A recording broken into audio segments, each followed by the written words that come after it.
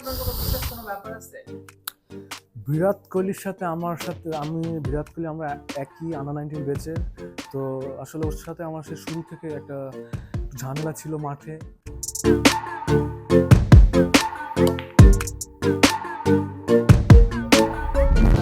আমি যখন মাঠে যাচ্ছিলাম তখনও আমার দিকে এমনভাবে তাকাচ্ছিল, আমি ভাবছি আমার মনে হয় ওইখানেই মেরে ফেলবে আর কি।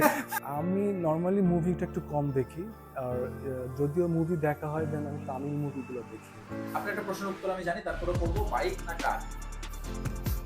তা আমার সিঙ্গারদের সাথে খুব ভালো সম্পর্ক, বিকজ আমি মিউজিক অনেক পছন্দ করি। গান গাই না। প্লিজ